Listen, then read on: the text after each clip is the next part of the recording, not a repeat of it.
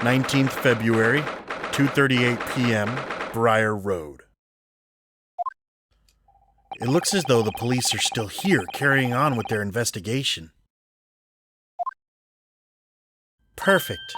So let's find Inspector Gregson as quickly as possible. Yes, and let's see if he'll take a break from his chips to look at that silver tip Iris gave us for him.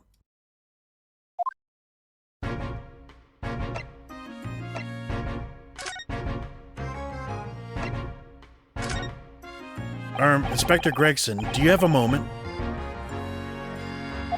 I'm sorry to say I don't. I'm a very busy man. Much too busy to talk to a pair of foreign gadabouts, that's for sure. We have these for you. A present from Miss Iris Wilson.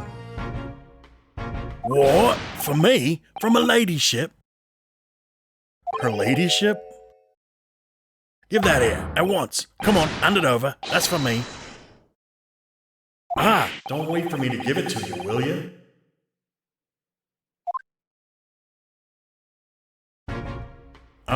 What was that coin exactly? It's a silver crown, obviously. There's a lot more than that.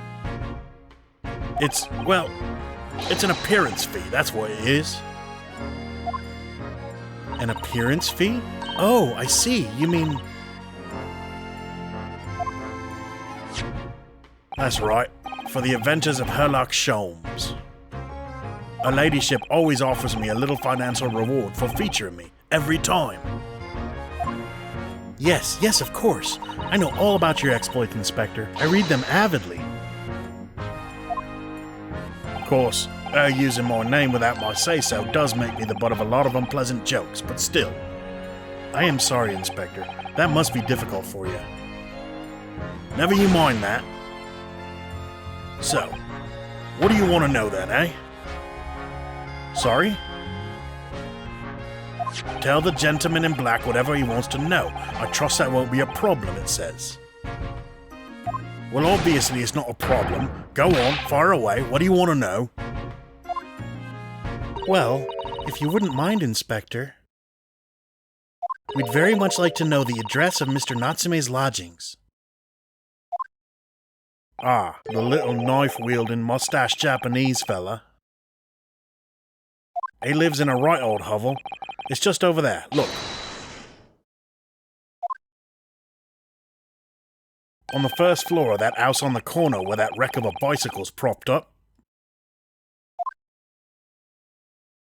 That is nearby indeed.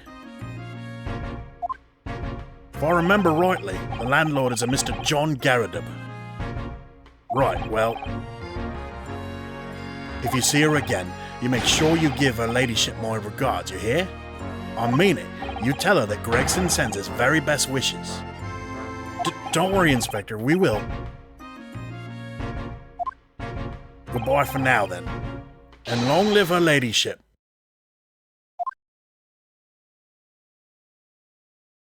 Well, at least he told us what we wanted to know before he left.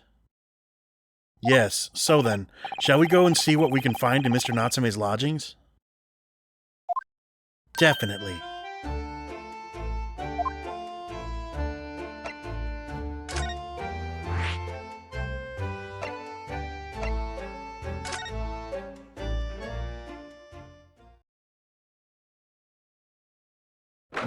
February 19th, Mr. Natsume's lodgings.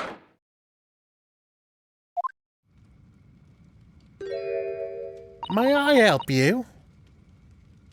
Ah, yes. Would this be the residence of Mr. John Garrideb? Indeed it would, sir. And who may I say is calling? My name is Ryunosuke Naruhodo. Mr. Naruhodo is representing Mr. Soseki Natsume. I believe he takes lodgings here?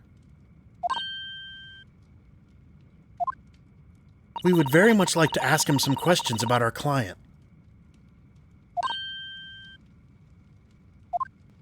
One moment, please. I shall convey this message to Mr. Garrideb. Did you see that, Miss Susato? That was a real-life English maid. I know.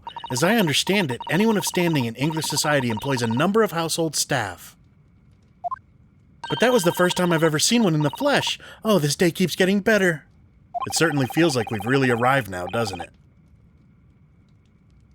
We need only to meet a butler and the experience will be complete. Well, I'm not sure if I'd go that far, but I understand the sentiment. Thank you for waiting. Mr. Garrett will see you now. This way.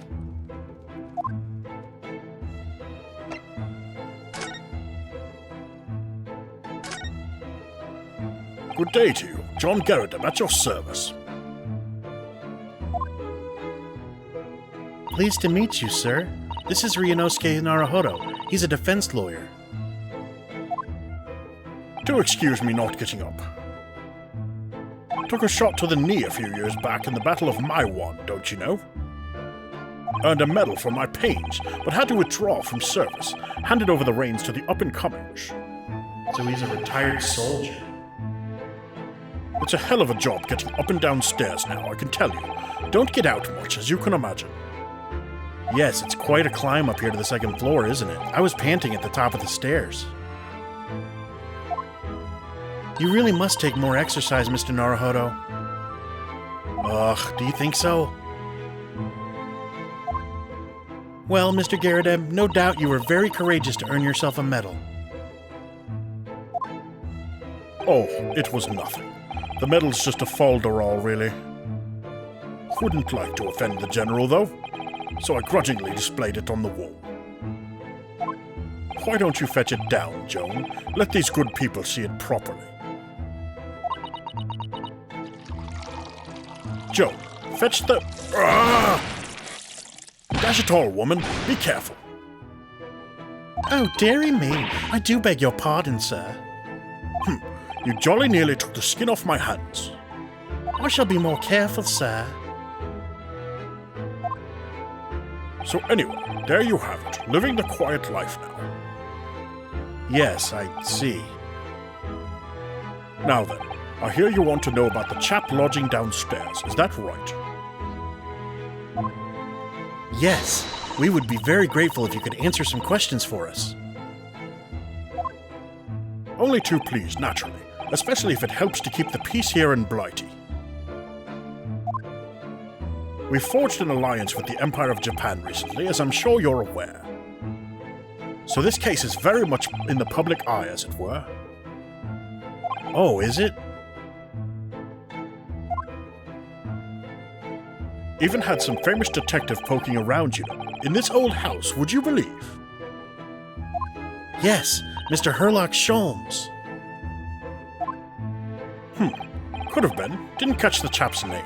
Not really my cup of tea, all that detective business. Oh, but you have a copy of Rant's magazine here, so... Eh? No. Anyway, the chap's investigating the foreigner's room as we speak. So he's in Soseki-san's room. It's a bally nuisance is what it is. The whole neighborhood's twitching its curtains now. I don't like all the fuss. It's jolly unsettling.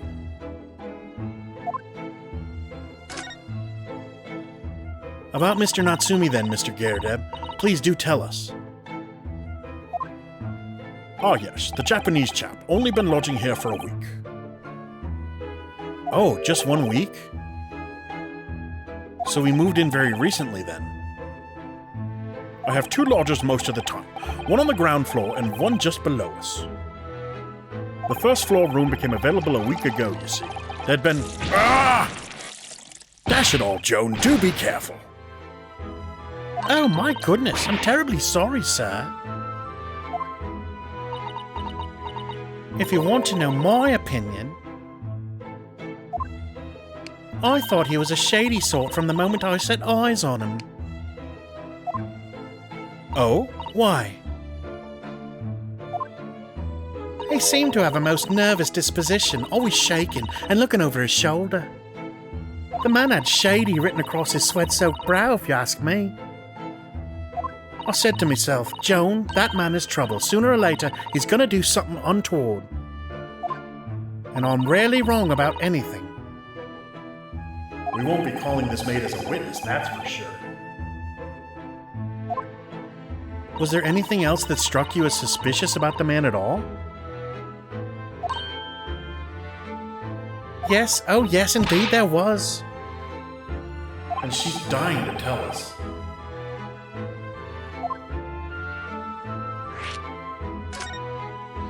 Had you noticed anything else at all about your lodger, Mr. Natsume?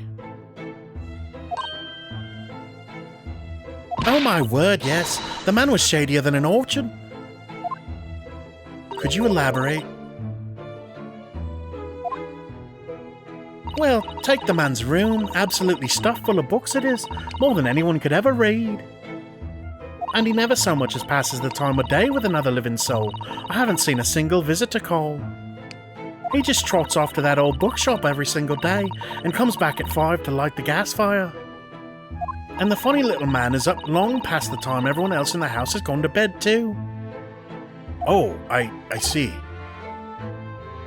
The gentleman on the ground floor goes to bed at around 9 each night. But I've never known that Japanese fella to retire any earlier than 2 in the morning. Ah.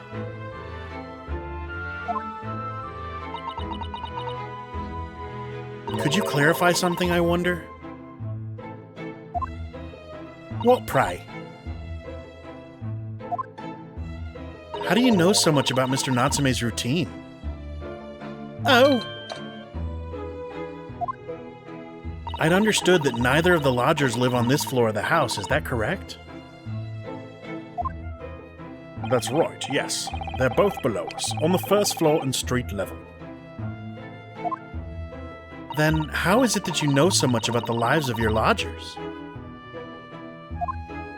The precise times that they come back in the evening, for example, even the times they go to bed.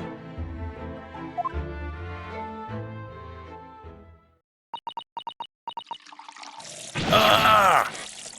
Good grief, Joe. Be more careful, woman. Oh my goodness, sir. I'm terribly sorry, sir. Something doesn't add up here.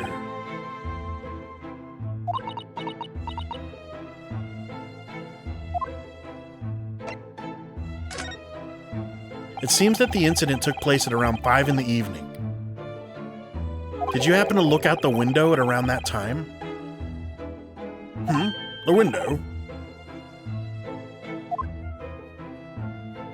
Yes, we noticed that the window over there looks out over Briar Road. The incident took place on the pavement just on the far side of the street. Was there anyone suspicious loitering nearby? 5 o'clock is dinner time in the Garudeb household. So I'm afraid I don't remember seeing anything. How about you, Joe? No, sir. It would have been dusk outside already at that hour. And with the fog as well, I should think it would have been quite impossible to see the other side of the road. Oh, I see. Did you notice anything else out of the ordinary then? Such as? Anything at all, even if it seems unrelated. Well. Yes? Was there something then? Well, it's nothing particularly significant, but at around that sort of time in here, there... Ah! For the love of God, Joe, watch what you're doing! Oh, dearie me, what have I done? I'm awfully sorry, sir. Do be more careful, woman. Of course, sir. If I may, Mr. Narrow Hallow. Oh, yes? I have an exceedingly good memory, and as far as I remember, nothing of any significance took place here at that hour. Nothing at all. Oh, really? Mr. Garudeb? The way you were talking before, it sounded rather like there might have been. Oh, well, as I was saying, it was just a trifling matter, really. Nothing of... Ah! Joan Dashatory, what is the matter with you, woman? Begging your pardon, sir. Nothing happened. Yes, quite. Nothing happened. We sat down to a quiet, uneventful meal, Joan? That's right, Mr. Garadeb. What is the matter with these two? It sounds like something happened here in this room on the evening of the incident, but what? I wish I knew.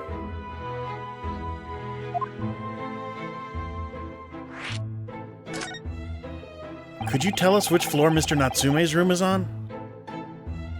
Why, certainly. Just below us on the first floor. And Mr. Sholmes is investigating there even as we speak? Yes. Told me Nat's name and asked him to look into the matter, so I gave him the key. Mr. Natsume has engaged Mr. Sholmes' services? That's a blatant lie. Would it be alright if we also had a look around? In Mr. Natsume's room, I mean?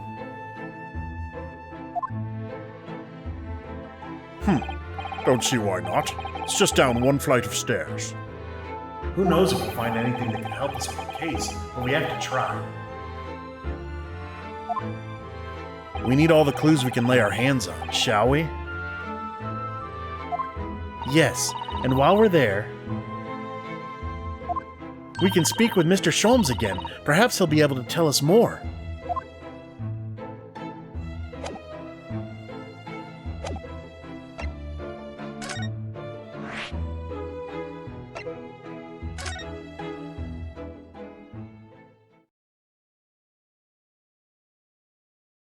"19th February, Mr. Natsume's room." What? Just look at this place. And smell it. It's so musty in here. I suppose it's the mountains of old books that are responsible for that.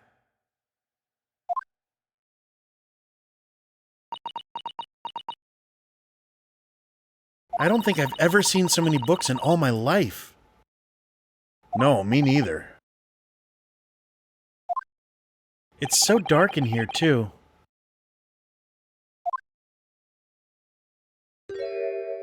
Is that the window over there? Well, it was the window, I think, yes. Once upon a time. But for some reason, it's been closed up with bricks and mortar. So this is where Mr. Natsume lives. By the way, I haven't spotted Mr. Sholmes anywhere, have you? No, that's true. But according to what Mr. Garadeb told us, the great detective should be around here somewhere investigating.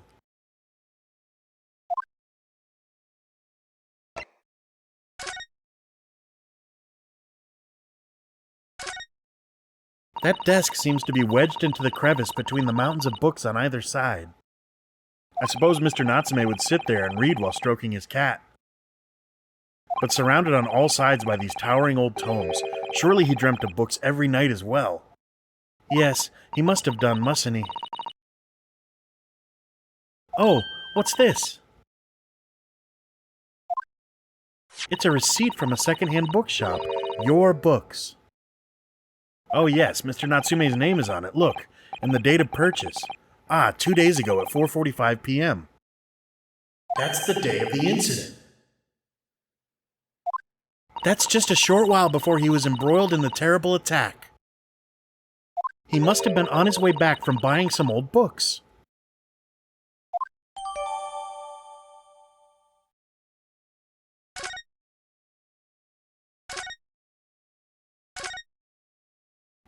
Look, Mr. Naruhodo. Aha, there he is. Where did he appear from? He seems to be engrossed in the pages of an old book. I hope he won't mind if we disturb him. Hello, Mr. Sholmes.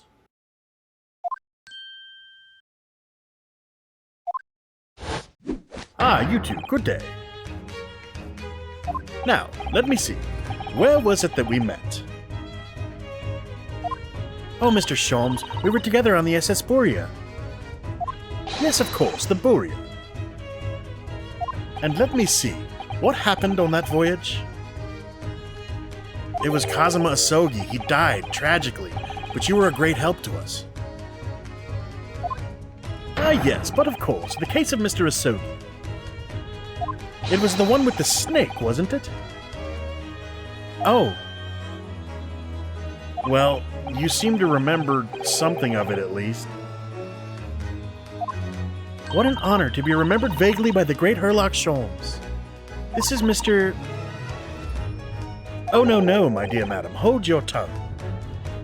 I pride myself on my superior powers of recollection. Your names are safely recorded in my brain attic. Miss Naruhodo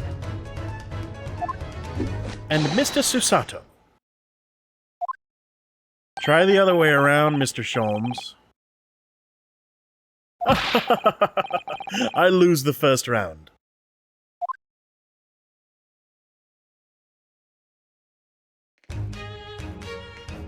In truth, I had hoped to invite you both to my Baker Street suite the day we arrived in London. But some Scotland Yarders ambushed me on the railway station and whisked me away to the crime scene. It was an entirely trivial case, of course. I solved the matter in no more than 30 minutes. So they apprehended Soseki-san in that short an amount of time? I'm afraid the pursuance of a new case has dulled my recollection of my past involvements a little. A little? It is a mistake to think that one's brain attic has elastic walls and can distend to any extent. I do my best to forget useless facts, lest they should elbow out the useful ones. Yes, those are my own words of inimitable wisdom, you know, from an adventure called A Study in Scarlet. Please, there's no need to quote yourself. I don't always remember my pearls of wisdom, but fortunately my associate pens them beautifully. He means Iris, I suppose. Mr. Sholmes, we have some extremely important questions to ask you about the trivial case you just mentioned. Goodness, what an earnest expression. My dear madam, I should be only too pleased, and this murky room is an apt place to discuss the murky case.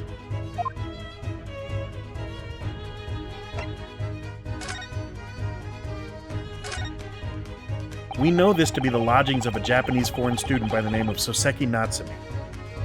It seems that you assisted in his arrest, Mr. Sholmes, for the stabbing of a young woman outside here on Briar Road. Natsume. Yes, I believe it was a name rather along those lines. But Mr. Natsume denies it. Was it really justifiable to arrest him on so little? I'm sorry, Miss Susato, but I have not the slightest idea what you mean. What? I can't believe he was looking Susato-san squarely in the eye while feigning ignorance. I assure you, I am not merely feigning ignorance. It would appear as if the pair of you are under some misapprehension. Oh, how?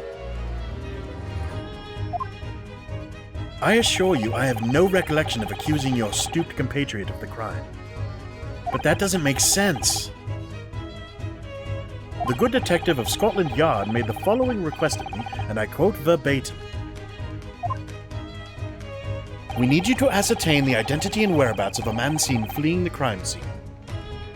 Ah, a man seen fleeing. There were a number of books scattered on the pavement at the scene. From the book plates, I was quickly able to determine the bookshop from which they had been purchased. On speaking with the proprietor, I was immediately led to this address. Elementary, wouldn't you say? I believe there is a receipt around here somewhere from the establishment in question.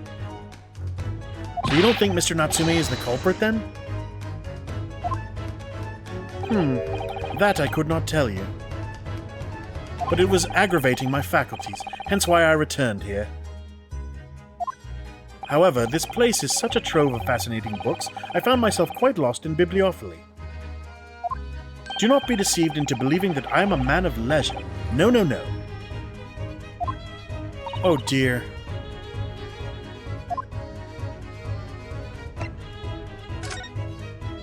Ah, tell me. Have you encountered the landlord of these lodgings? Yes, Mr. Garadeb, a retired military man. It was the first time I've ever met a soldier from the great British institution that is the services. And it was the first time I've ever met a maid from the great British institution that is service.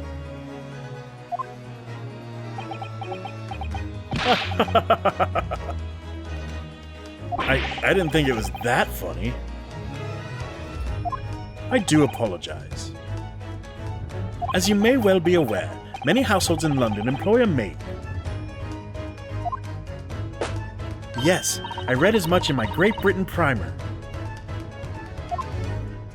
And so conversely,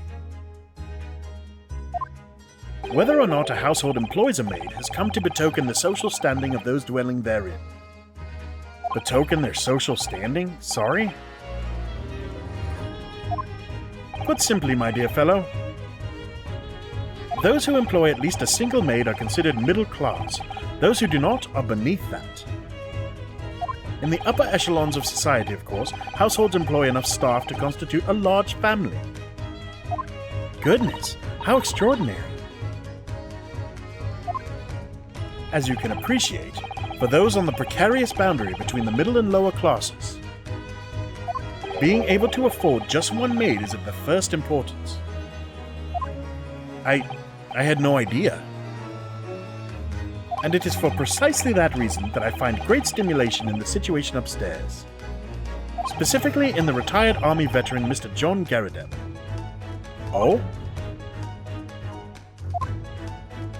Affable as he is, the fellow is hiding something. Whether or not it imposes on the circumstances of this case, I am as yet unable to ascertain. I'm thoroughly lost on what he means to say.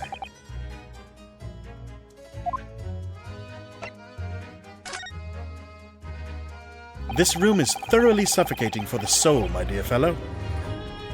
I assure you, any man whose lot is to dwell in a place such as this will stab somebody sooner or later. Mr. Natsume has stabbed no one. Ah, but sooner or later, as I said. I don't believe that's the issue here. About this dark little room, Mr. Sholmes. Why is there no longer a window? Do you have any idea? No window? Well, I mean, I can clearly see that there is a window of sorts. But it's been completely blocked with bricks. Ah, I see. The answer to that question is quite simple. Window tax.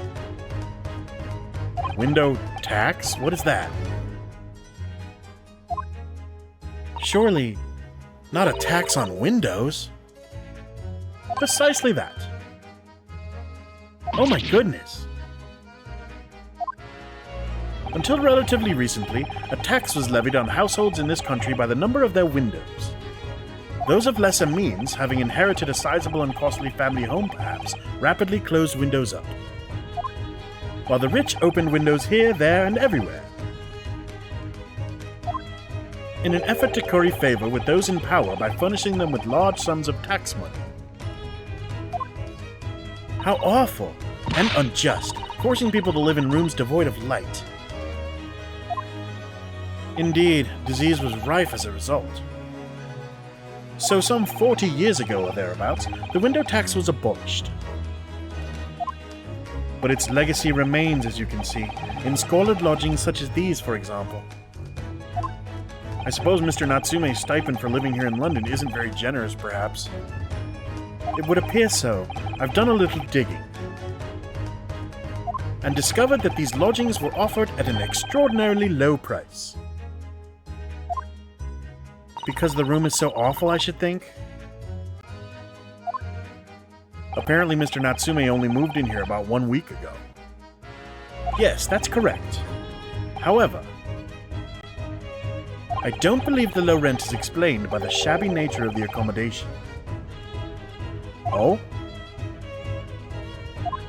Still, that is of little relevance here, a matter not worthy of further attention. Are you sure? I'm curious now.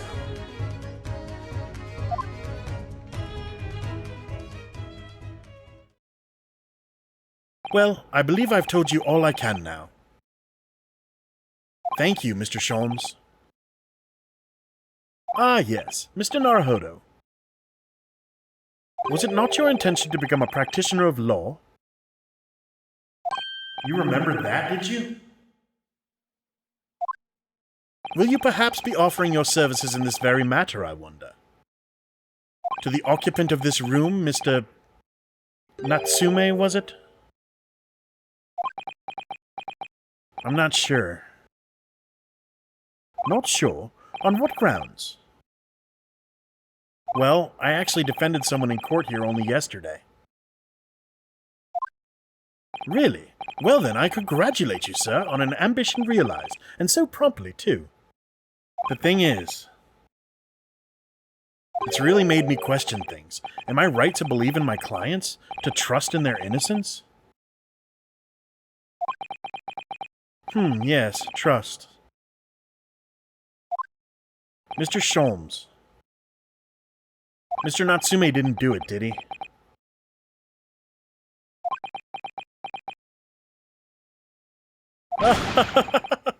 My dear fellow, I haven't the first idea. Oh, but... I thought that's why you were here. Didn't you come back to investigate? Ah, yes, that was indeed my initial intention. But there are simply too many fascinating books here. I couldn't possibly ignore them. Oh, I see. Nevertheless, there are two facts that I can state quite unequivocally. The man who fled the scene of the crime 2 days ago was the Japanese occupant of this room, and there are witnesses who swear to having seen the same man commit the crime. That is all I can say. Ah, and one more thing. Oh, what is it, Mr. Sholmes? Tell us. I cannot say with any certainty whether or not it is of relevance to this case, but I am quite sure that the retired army man who owns this property is hiding something. Mr. Garadeb is? Mr. Sholmes said as much before, actually, didn't he? Anyway, at present, that is really all that plays on my mind in relation to this case. Mr. Naruhodo, as yet, our investigations have uncovered nothing that could help establish Mr. Natsume's innocence. No, you're right. Perhaps it's time we probed a little deeper into Mr. Garadeb's secret. Just remember, I cannot be sure whether the landlord's secret will prove to be of relevance or not. But I wish you every success, of course, Mr. Naruhodo.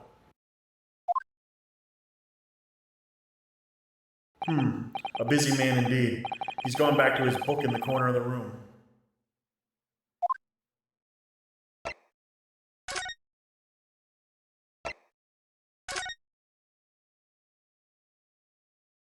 "19th February. Mr. Garadeb's room. Ah, you pair again. Tell me, was the detective chap, I forget his name, still hard at work down there? Mr. Herlock Sholmes? Ah, yes, rings a vague bell. All that detective business isn't really my thing, I'm afraid. Well, Mr. Sholmes is in his element down there. Jolly good show.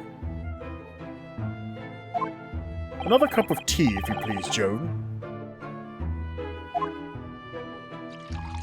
Now then, why don't you tell me what... Ah! For the umpteenth time, woman, will you watch what you're ballywell doing? I shall be serving dinner shortly, sir. Ah, yes, of course. Frightfully rude of me, but I'm afraid I shall have to ask you to take your leave if you'd be so kind. Oh, yes, of course. We are deeply grateful for all your assistance. Not at all, not at all. Don't get much chance to talk with young foreigners like yourselves. It's been a pleasure. Best of luck and all that. Perhaps you could see yourselves out.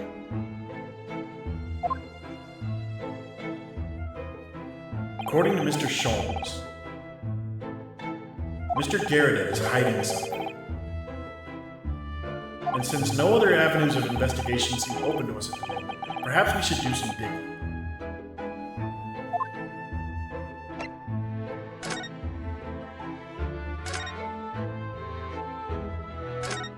Ah, what's he doing over there?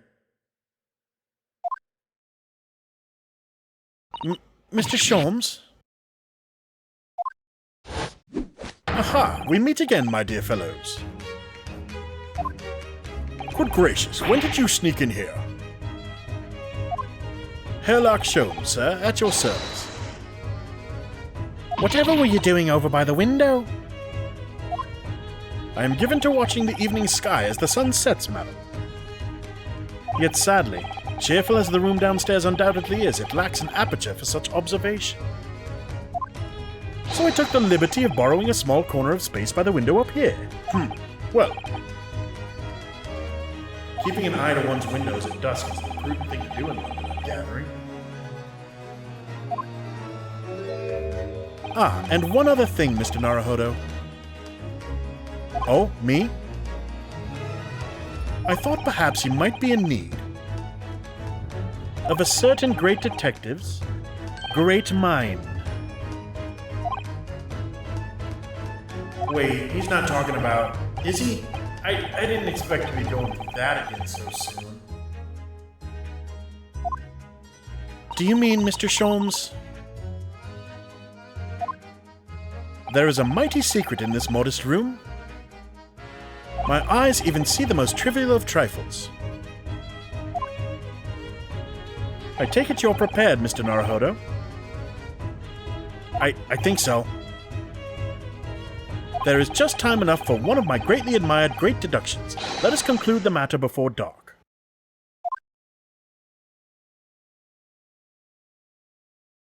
Mr. Garradeb,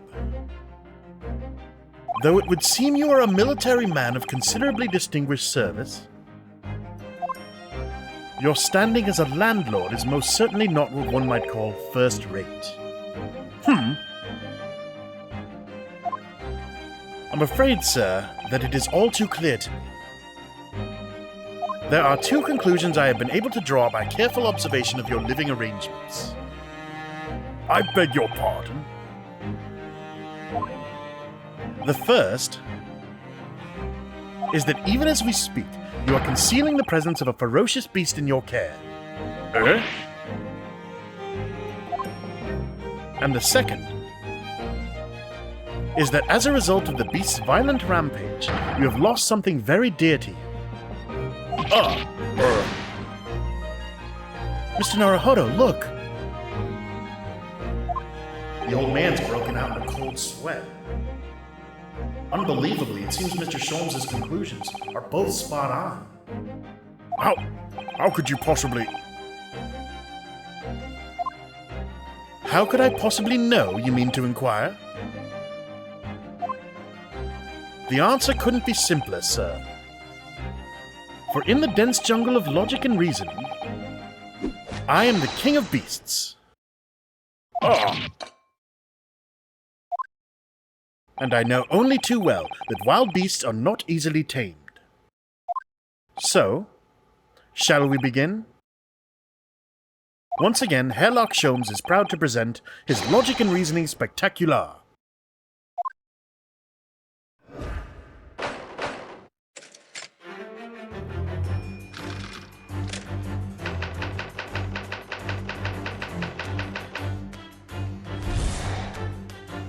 It certainly shouldn't take a great detective to see that a fearsome beast has been on the rampage of late within these four walls. Thus we are faced with the question, what form might the beast take?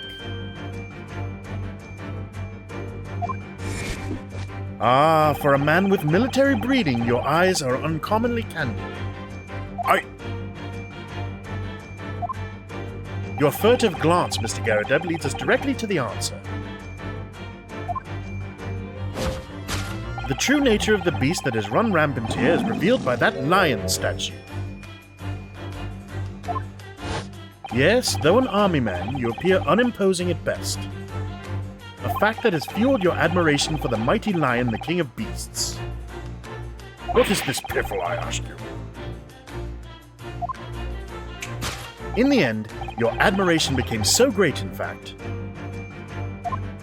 that you had a living, breathing specimen shipped from India, which you tried to keep in this very house. What? Yet living with such a wild beast proved more difficult than you had imagined. The chilling traces of a wild rampage are still very much in evidence. Well. Yet as we look around, the beast in question fails to present itself. Where could this angry creature have disappeared to? Madam? Me? I pray you do not consider me unchivalrous, but it is plain to me with one glance in your direction. It is. Your dress pocket gives us a handsome clue as to the beast's current whereabouts. For protruding from it is a handbill advertising a circus show. Oh! Yes, you sought to dispose of this terrifying lion, Mr. Garadeb. At Batty's Circus, a traveling show currently sojourning in a nearby park. I have observed the tents. You sold the savage lion, sir, to the circus troupe. I most certainly did not.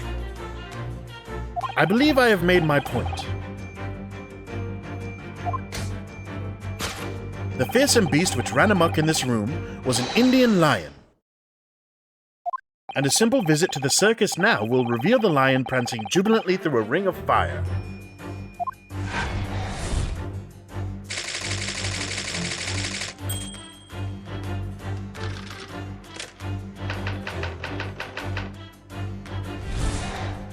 Now, Mr. Garadeb, it is plainly clear that you still have deep feelings for this formidable beast. Indeed, in that blithe pose, the distress this loss has caused you is veritably tangible.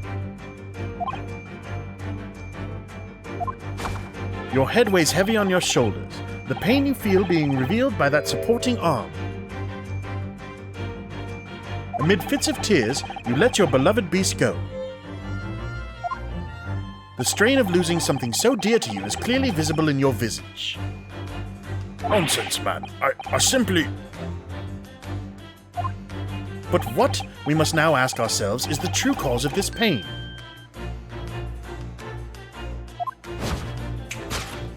And we need only follow the direction of your gaze to find the answer. Yes, it is this pile of bills that has given rise to the pain you suffer. Every envelope contains another demand for payment. Ah! For cartloads of meat, potatoes, wheat, and tea. Indeed, feeding your beloved has had a devastating impact on the financial circumstances of your household. And so you had no choice but to let it go. Yes, well, Now, in a final fit of rage, the ferocious beast carried out one last unimaginable attack. Unimaginable? The aftermath of which can be clearly seen by observing the carpet over there. A very expensive woolen carpet, if I'm not mistaken. Oh, dearie me. What could have caused such a destructive outburst?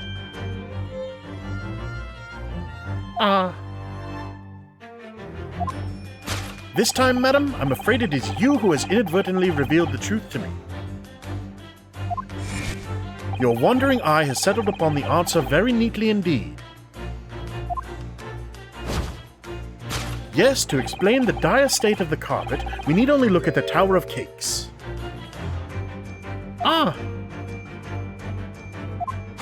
There is no creature more dangerous on this earth than a beast with an unsatiated appetite. Was it or was it not once said by a certain noblewoman, if they have no bread, let them eat cake? Food is at the heart of all tragedy, in fact. Whatever do you mean? Having tired of the taste of cake, the beast began to stalk its next prey. I'm sure I need not spell out the nature of this final act of destruction carried out by the beast. There is only one logical conclusion.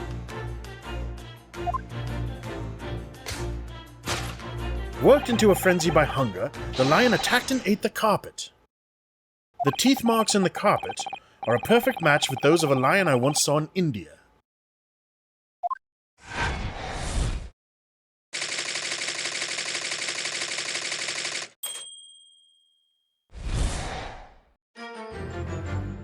Thus concludes Sherlock Sholmes' great deduction of this beastly puzzle.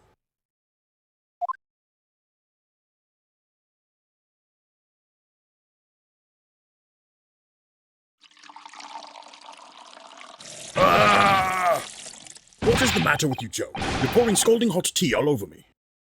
Oh, I'm sorry, Mr. Garrideb. I'm afraid I didn't notice.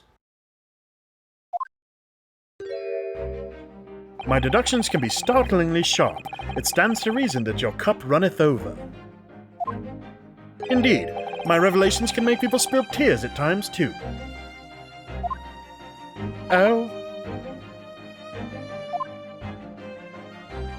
Mr. Sholmes, sorry to butt in, again, but could I make an observation? Why, certainly, Mr. Naruhodo. What is it, again? Well, your deductions just now. Do you really think a lion could have fit inside a room of this size? Indeed, it is the only explanation for the facts.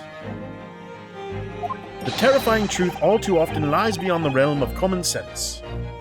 But wouldn't it be an idea to consider what lies inside the realms of common sense as well? But if an uncaged lion had run amok in this very room, surely Mr. Garrideb and his maid would have been hurt, or worse.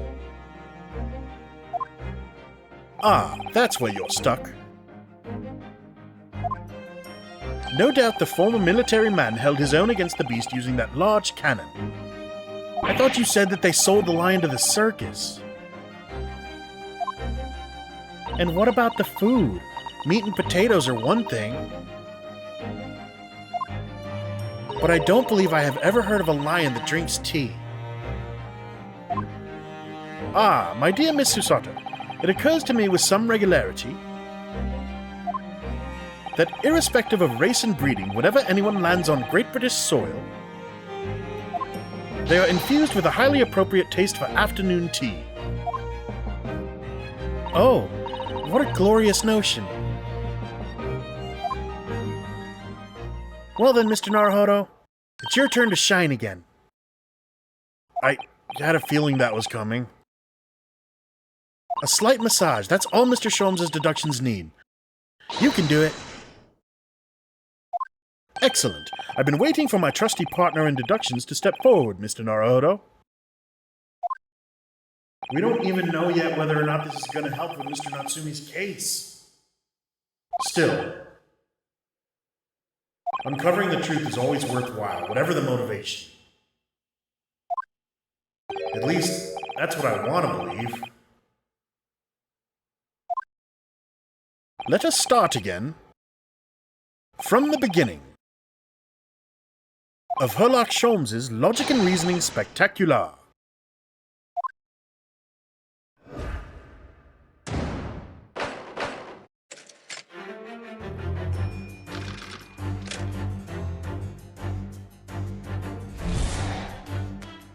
It certainly shouldn't take a great detective to see that a fearsome beast has been on the rampage of late within these four walls. Thus we are faced with the question, what form might the beast take? Ah, for a man with a military breeding, your eyes are uncommonly candid. Your furtive glance, Mr. Garrideb, leads us directly to the answer. The true nature of the beast that has run rampant here is revealed by that lion statue. I really didn't see the lion thing coming. No, but if you observe Mr. Garrideb's reaction, it rather seems as though some beast did indeed run amok here in this room. Yes, something with a very fierce nature. But it couldn't have been a lion transported from India. So what was it then? We must follow Mr. Garrideb's gaze. That will lead us to the true answer.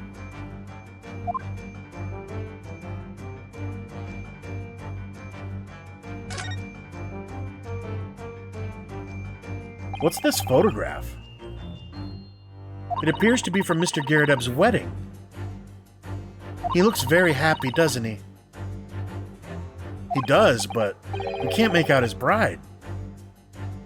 No, how unfortunate. Something must have struck the glass directly over the woman's face. I wonder what happened. Probably best not to delve too deeply there. Take that!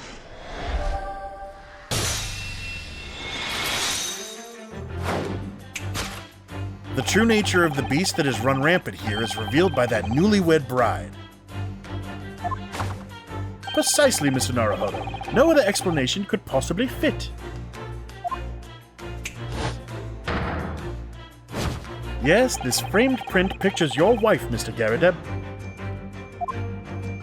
And while we lament the fact that her face is obscured, we can still make out her mighty arms and note the considerable horsepower they must contain. Oh, Indeed, surely any woman of such powerful constitution would be honored to be described as a beast. Honored might be stretching a point. Too late. The fact remains that the beast, which so clearly savaged this room, was your wife, Mr. Garrideb. Gah! The chilling traces of a wild rampage are still very much in evidence. Well. Yet as we look around, the beast in question fails to present itself. Where could this angry creature have disappeared to? Madam? Me? I pray you do not consider me unchivalrous, but it is plain to me with one glance in your direction. It is. Your dress pocket gives us a handsome clue as to the beast's current whereabouts. The poor, fragile, defenseless woman is beside herself. Well, I don't know about fragile. Oh dear. Anyway, Mr. Sholmes is quite right. There's no sign of a Mrs. Garrideb anywhere. But it seems there may be a clue as to her whereabouts. A clue that this maid is trying to hide. I wonder where Mr. Garrideb's wife could be.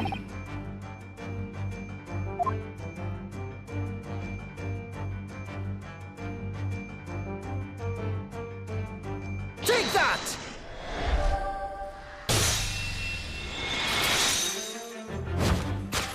Your wedding ring gives us a handsome clue as to the beast's current whereabouts. Ah! Indeed it does. That flowering band gleaming on your finger gives you away.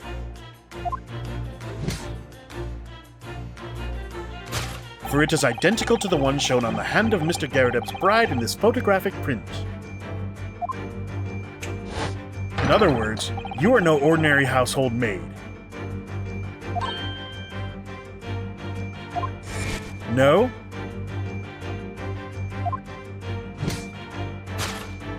You are Mr. Garrideb's lucky bride. You are Mrs. Garrideb herself.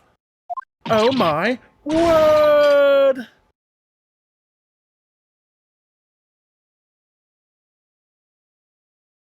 Well, jolly fine detecting, sir. As you rightly surmised, this is the wife, yes, my Joan. Rather let herself go, you might say, but she was a bally corker back. Ah! It would appear that you don't live in the most comfortable of circumstances. After all, you are a retired army man, yet you are in the business of renting out rooms. Tch. I would assume, therefore, you have insufficient means to employ a maid. Would that be correct? It's not right, I tell you. I was second lieutenant of the 3rd Regiment. A man has his pride, don't you know? By golly, it's a sorry thing when a chap can't even afford to have a single maid in his employ. Yes, here in London, one is rather judged. A household cannot be considered worthy of society if it employs no staff at all. Though in my considered opinion, such concerns about appearances are a folly.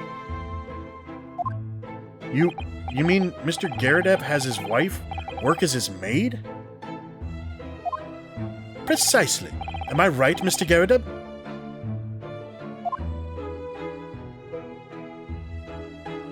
Only in company, obviously, but listen here. This must remain a secret. Tip-top secret, please.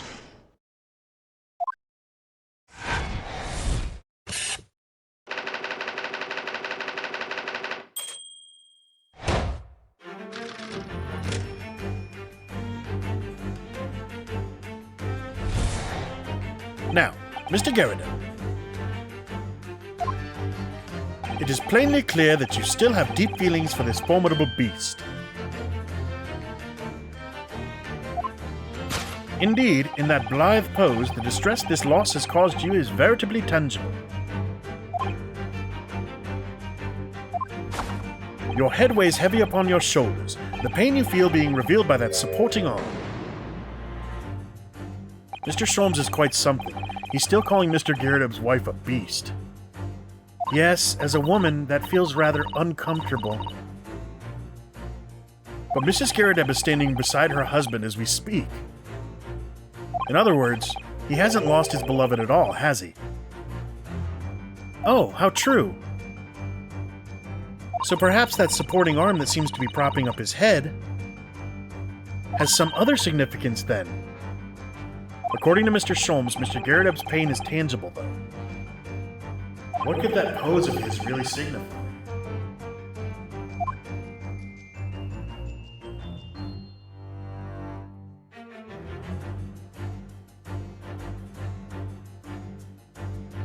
Take that!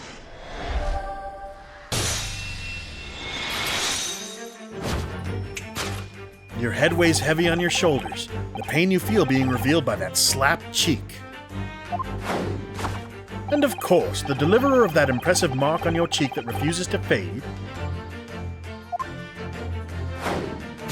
was you, Madame Joan Garadeb.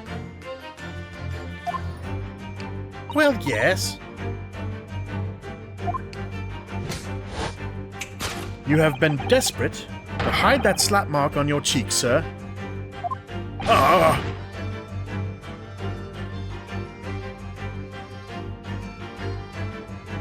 How the blazes? How did you work that out, man? Nothing escapes the notice of one trained in the art of observation, my dear fellow. That's why you haven't looked directly at us even once. To keep your other side from view. Well,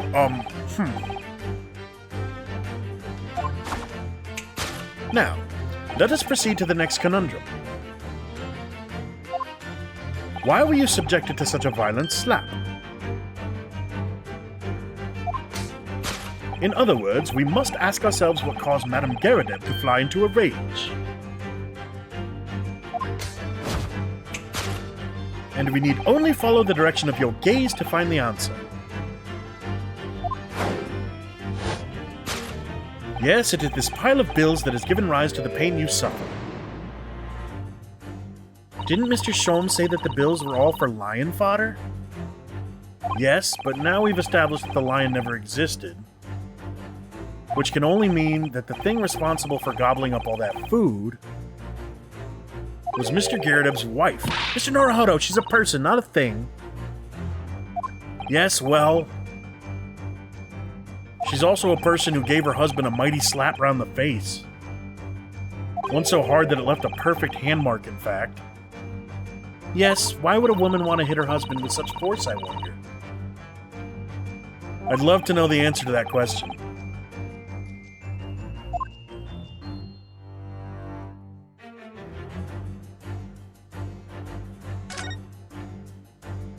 Ah, someone must be reading this book at the moment. There's a bookmark here, look. Mr. Garrideb is clearly an avid reader. Oh, wait a minute. I don't think this is a bookmark. Oh no, so it isn't. It's a note written in a woman's hand. Oh, James, I love you. Yours, Mary. And look next to the signature here. Lip marks made with lipstick. Oh, what a passionate and romantic gesture. Don't get any ideas, Susato-san. Oh dear, I'm sorry. So this bookmark is actually a love note then?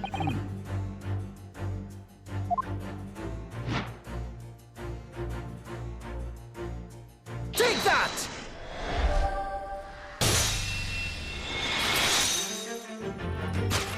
Yes, it is this love note that has given rise to the pain you suffer. Oh, James, I love you. Yours, Mary. Passionate indeed. Perhaps the sender of this note, a certain Miss Mary, is the fly in the ointment here. Ah! But I don't know the bally woman. You don't know her? That note wasn't written to me. It was just in the book. I don't know how it got there.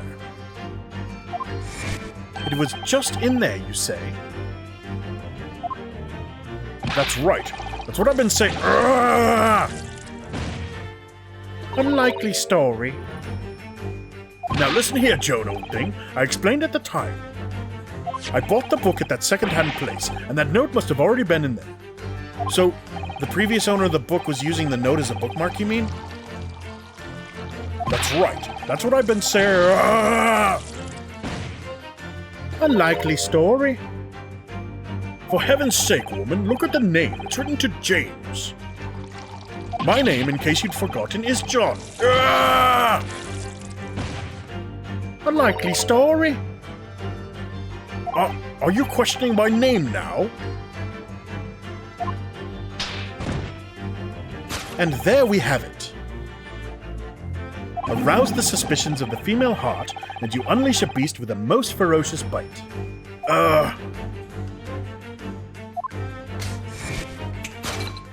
Now, in a final fit of rage, the ferocious beast carried out one last unimaginable attack. Unimaginable? The aftermath of which can be clearly seen by observing the carpet over there. A very expensive woolen carpet, if I'm not mistaken. Oh, dearie me. What could have caused such a destructive outburst?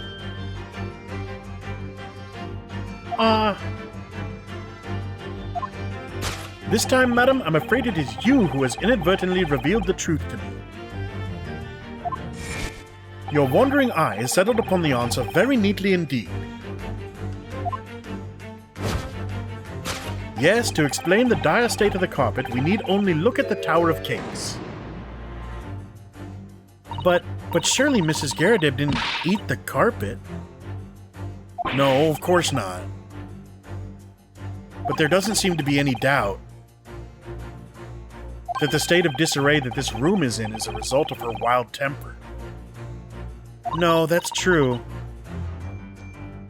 So this is the last part of Mr. Sholmes' deduction that we need to fix. We need only to follow Mrs. Garrideb's gaze, and that will tell us the real answer. Alright, let's see what we can see. Yes.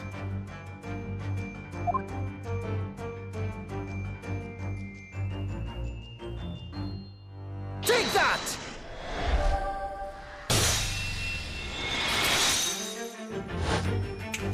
Yes, to explain the dire state of the carpet, we need only look at the candlestick. Most illuminating, my dear fellow, and of course the only possible way out of this logical labyrinth. Yes, the remnants of a ferocious attack in which the carpet was devoured are clearly visible. Indeed they are. The scorch marks at the edge clearly give the truth away. Scorch marks?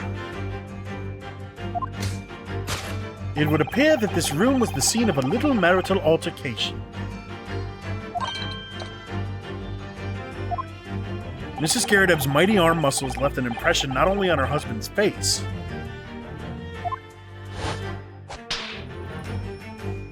but on the entire room.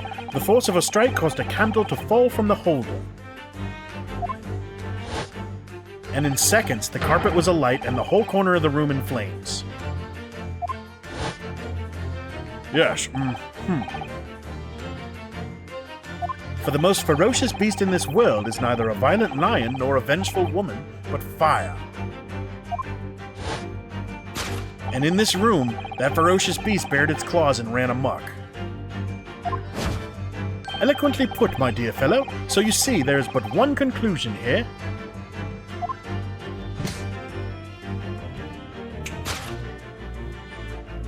After the sparks of marital discord flew, this room was the scene of a fire.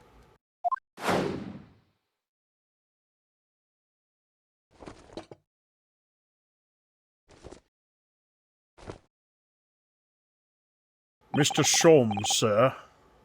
I salute you!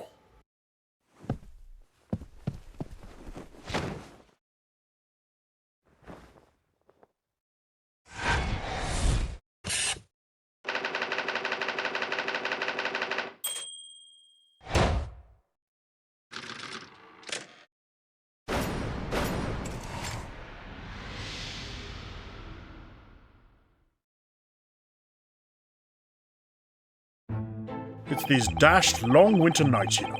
Nothing to do but read in front of the fire. Luckily, there's a jolly good second-hand bookshop just around the corner. Buy all my old novels there. And in the pages of one particular novel, you discovered some rather illicit material, for which your wife admonished you harshly, it seems. Don't know about admonished. Demolished might be rather closer to the mark. And beast is most certainly an apt Here we go again. And the carpet, was that destroyed by fire when a candle fell on the floor? Afraid to say it was. Happened in the blink of an eye, you know. The whole place filled with smoke. Couldn't see a belly thing.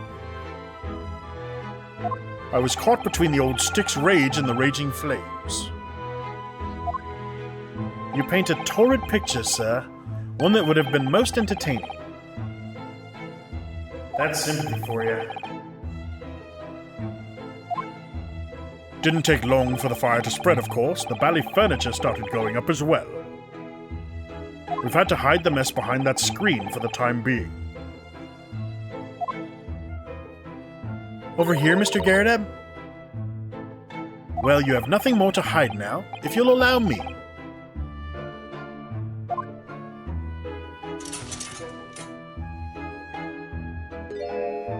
Had all my favorite old novels in that case.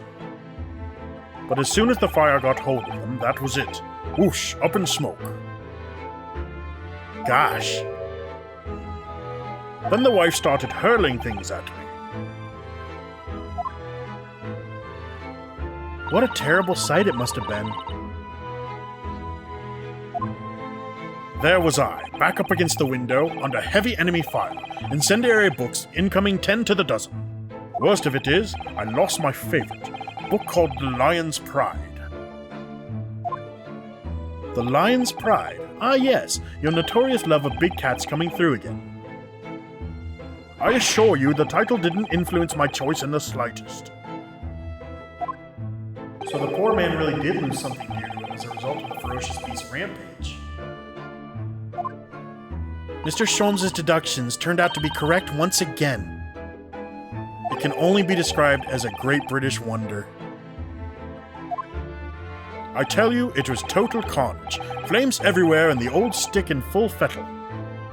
Out of interest, what time of day was that? Not sure I can remember. It was 2 days ago now. Let's see. Around 5 o'clock, I think. So at exactly the same time as a terrifying incident was unfolding outside your window on the street below. Even more terrifying on the inside, I can assure you. The whole of Blighty could have been flattened outside my window at that moment, and I wouldn't have noticed a dashed thing. Oh, really?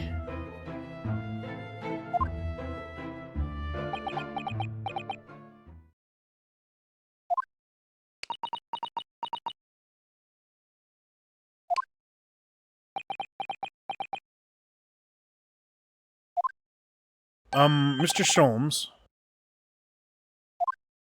Yes, Mr. Naruhodo? What can I do for you? Well, I think we've got to the bottom of Mr. Garrideb's situation now. But what does it have to do with Mr. Natsume's circumstances? I can't help you there, I'm afraid. What? My dear fellow, if you recall, I did say as much from the outset. I warned you that although I knew the retired army man to be hiding something, I could not be sure whether the secret would prove to be of relevance or not. I just knew you were going to say that. Now, Mr. Naruhodo, you mustn't lose heart. Bear in mind that all things fall into one of only two categories, those relevant to the case and those not. That makes no sense to me. Well, no matter. It is of far greater importance that you make up your mind now. Sorry? Visiting hours at the prison will soon be over. Oh no, is it that time already? If we're to accept Mr. Natsume's case, we have official paperwork to attend to. So that's it. No more time to think. Perhaps you'd like to betake yourselves to bidding us farewell now. I must prepare supper for Mr. Garrideb. Oh yes, I'm so sorry. Thank you both very much for your time. Soseki-san will be waiting for us. And I'm going to have to give him an answer.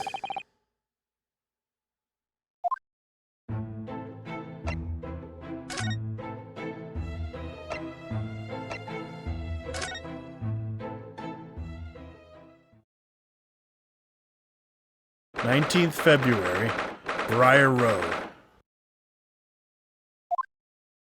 It's time, Mr. Naruhodo. We must hurry back to the prison. Yes, I know. Let's hail a car. Oh. What's the matter? It looks like something's going on over there in front of the Garrideb's house.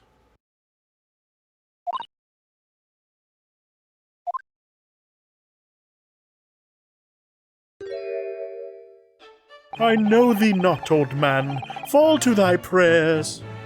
Oh, you calling an old man, you rum-looking niminy-piminy?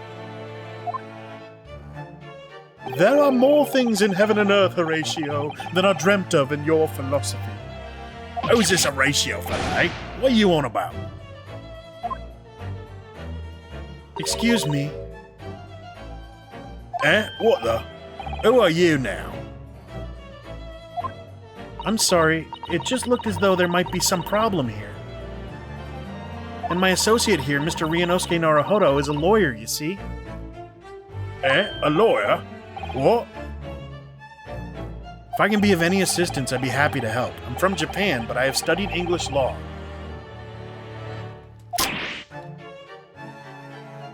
Fine, I'll be on my way for today, but you mark my words. This ain't over yet. Get thee to a nunnery. Do I look like a bloomin' nun to you?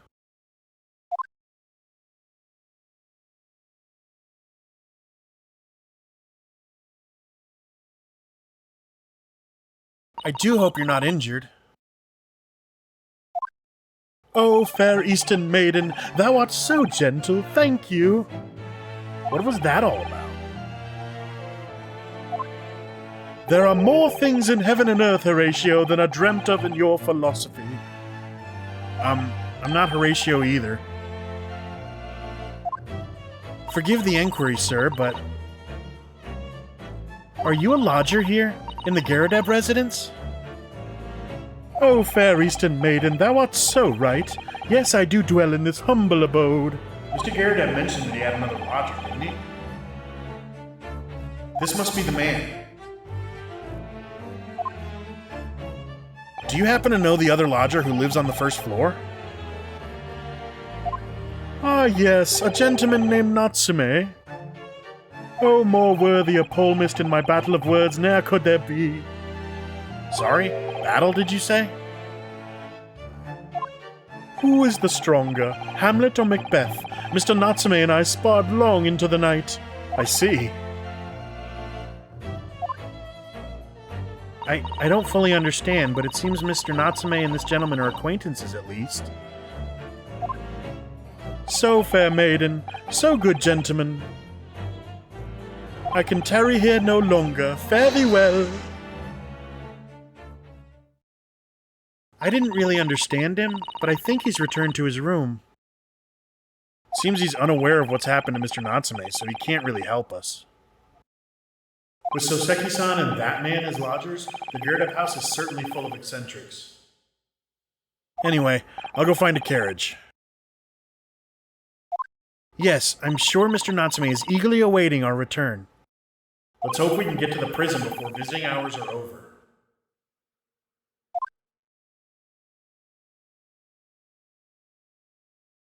"19th February, 6:31 p.m. Local prison, cell 9.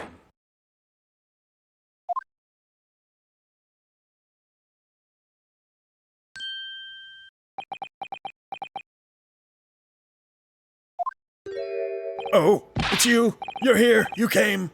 Locum student Mr. Naruhodo Esquire! I can't believe you came back! I'm so touched! We are so sorry to have kept you waiting, Mr. Natsume. Oh, no, think nothing of it. Relax. If I were a cat, I would purr with pleasure at the company of such fine compatriots. Noble, nurturing, never failing, Nipponese. Oh, now, let's not get carried away. Oh, I quite agree. There is nothing more reassuring than the familiarity of one's native land. On the other hand, it is through friendship transcending international borders that one truly appreciates the fact. Such is my belief, at least. It's you! The miserable, rotten spy! Herlock Sholmes! Mr. Sholmes, what are you doing here? I have no intention of doing anything, per se. Save observing, of course. Whatever do you mean, Mr. Sholmes? Well, having encountered some curious reading material in that gloomful room, and having unmasked the secret identity of that eccentric pair, I decided I should drop in on my way home to see how our divested friend is faring. Gloomful room? At least your accommodation here offers a window, my dear fellow. In that sense, it is the superior option. Anyway, I must commend you on your taste in books. My day has been a delight and cost me not a penny. Ah, you! How dare you, Herlock Sholmes!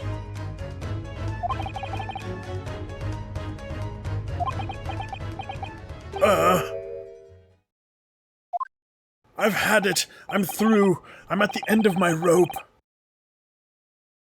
I should never have come to Great Britain. It was a terrible mistake. Haunted by spirits in those accursed lodgings, no doubt my luck will be cursed in tomorrow's trial as well. My whole life is bedamned.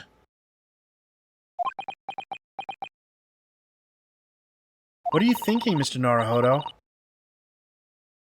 He mentioned that once before, didn't he? That his lodgings were cursed, I mean? And there is much truth in Mr. Mustache's words. What? Cursed is a wholly appropriate description, I would say. For the man's lodgings, and indeed for tomorrow's trial. What's that supposed to mean?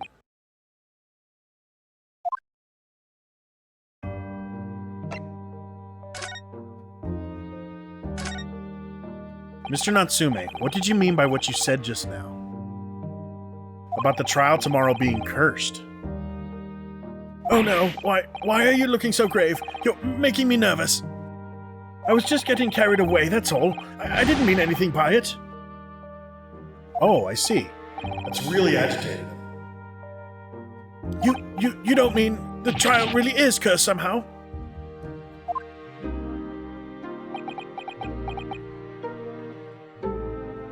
Are you referring to the prosecutor, the Reaper, the Bailey? The Reaper? Oh no, what do you mean? Please, tell me. Summarize it succinctly in 16 salient words. No defendant has ever survived a trial in which the Reaper stands for the prosecution. Ever.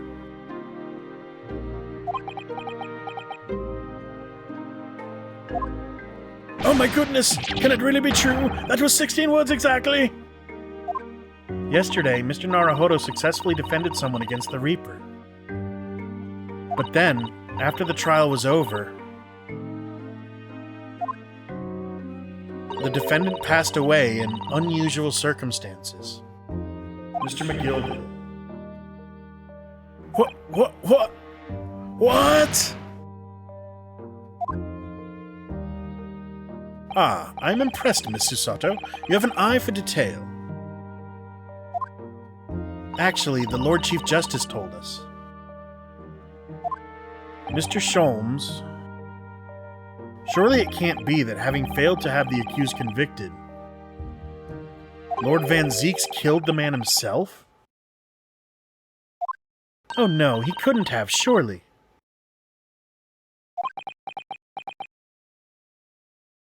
You have some wonderful notions. Sorry? The man isn't a mass murderer. He's a court prosecutor, my dear fellow. Oh, yes. Why, of course he is. Of course he is. Then why are you trying to scare me? It could be said, however, that the real truth about the man is even more terrifying than your hypothesis. What on earth do you mean by that?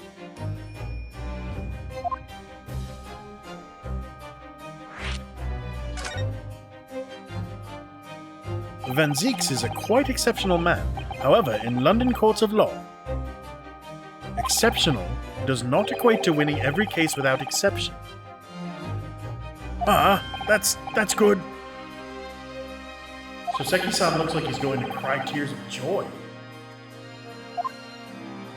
As you are no doubt aware, in a British criminal trial, there is both a judge and a jury. The judge officiates based on the letter of the law, whilst the jury offers public opinions and common sense.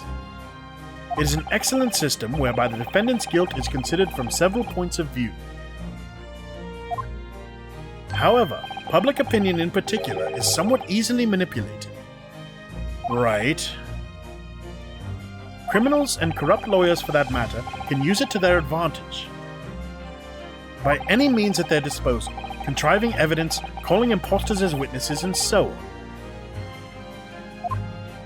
By such underhand means, those who would want to are able to sway the jury, which means that even in the light of irrefutable evidence, the prosecution can fail. But it means the wrong verdict can be passed. And sadly is from time to time, my dear madam. It is simply the reality of the situation. And that's all right. However, those indicted by Lord Van Zeeks cannot escape justice. Their fate is sealed. Oh my. Though the adjudication may see them leave the courtroom with their freedom, within months, they all disappear. It is most striking. Disappear? But how? Ah, by all manner of misfortune, sir.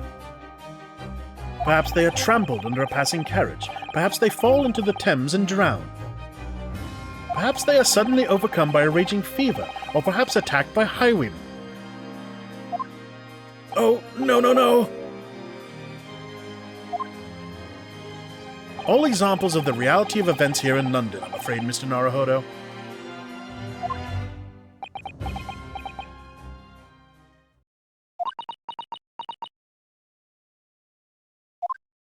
Ah, I knew it. I'm a dead dodo, done for, doomed.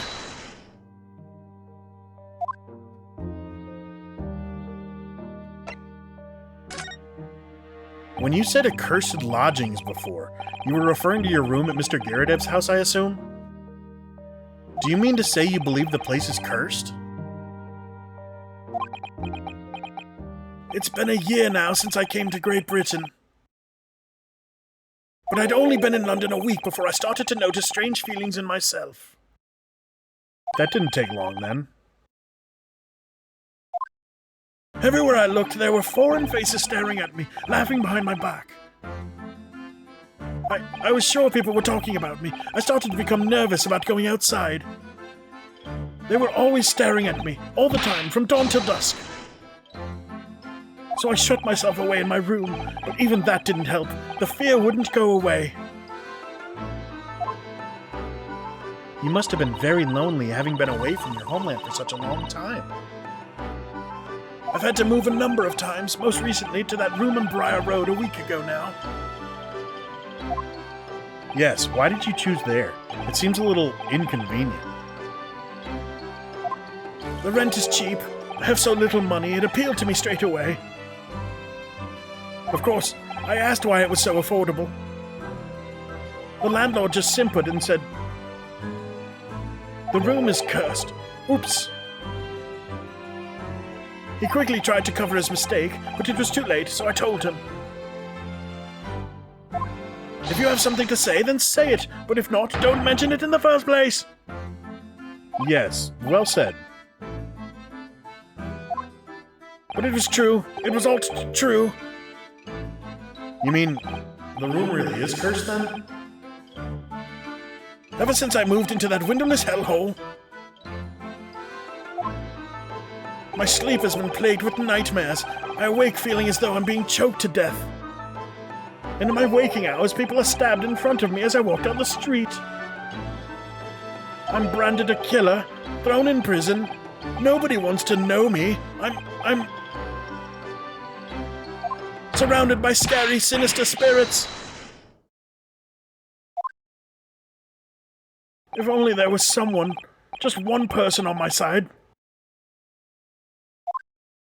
Can no one find it in his or her heart to believe me? Really no one at all? To believe. Yes, to believe.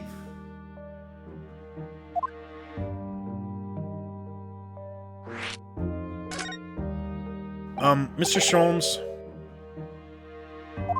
Ah, me, Mr. Naruhodo? Pray, what can I do for you? It's about the case on the SS Buria, if you recall. The Buria. Ah, that case. The one with the snake. Well, yes. At that time, I was the suspect, but you believed in me and listened to my side of the story. And you helped us to investigate. I did I? Interesting. What I want to know is why? Why did you believe me? I see, yes. You mean... because you were a grimly dressed, shady Eastern fellow found with the victim in a locked room. Well, if you like, yes. I'm a little surprised that the answer requires explanation, my dear fellow. It's quite simple, really. You said I didn't do it. But I could have been lying. Surely you must have had your doubts. You must have suspected me a little.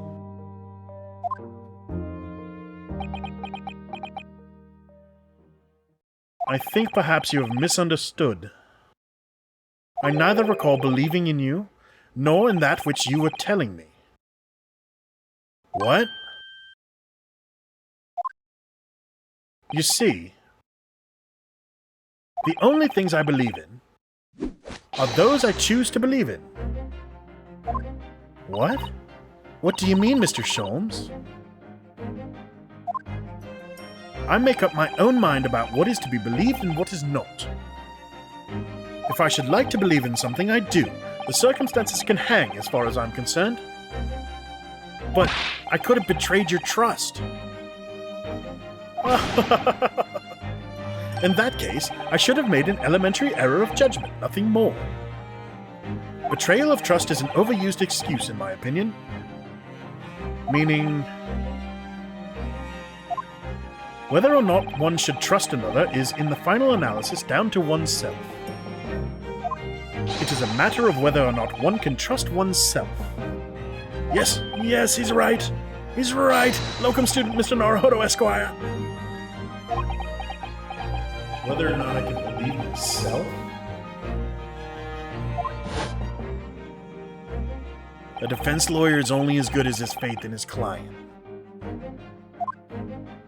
And that comes down to how much faith he has in himself.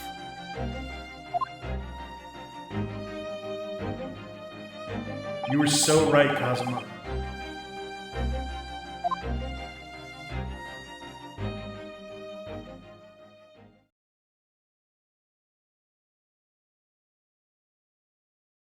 Well, my dear fellows, it is time we were leaving, I believe. Already? Visiting hours are over. The guard will be here shortly to escort us out. There is a restaurant near here that serves excellent trout. Would you care to join me?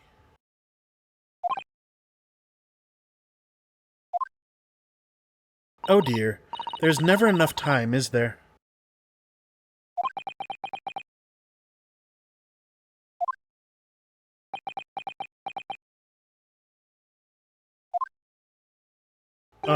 Mr. Natsume, if you'd like, in the trial tomorrow, I'd be happy to represent you.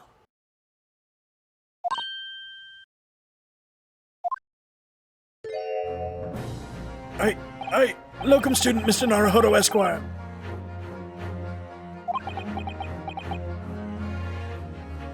As I said, I only experienced a British courtroom for the first time yesterday. And although the man I was representing was found not guilty, I lost sight of something crucial. Something crucial? What to believe in. The defendant, justice, or the truth. How to believe even. But I think I've finally worked it out. I've decided I must believe in myself above all else, to trust my instincts. Yes, Mr. Naruhodo. And my instincts are telling me that you, Mr. Natsume, are innocent of this crime. And it's imperative that we prove that in court. Locum student Mr. Naruhodo, Esquire. I will fight for your innocence until the bitter end, with every weapon available to me. So I hope you'll permit me to represent you tomorrow.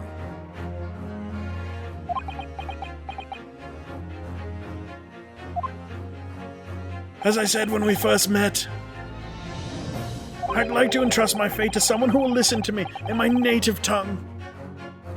Of course, Mr. Natsume. It would be fair to say, Mr. Naruhodo, that your mind was, in many ways, made up from the outset. You merely needed the events of today to fully realize it. Yes, I think you're right about that. It's been a roundabout journey, but I got there in the end.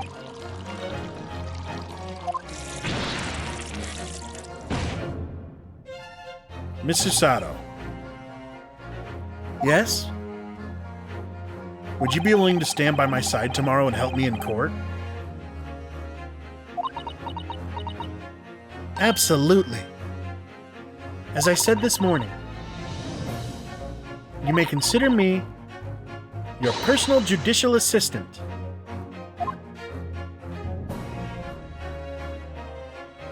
The shocking events of yesterday's trial still weigh heavily on my mind. But it's time to stop looking backwards. Kazuma believed in me, and Mr. Sholmes believes in me now too. So it's time. Time that I learned to believe in myself. Soseki-san has no one. He's all alone. So it's my job to help him, to fight in his corner. Tomorrow, in the courtroom, with all the strength I can muster.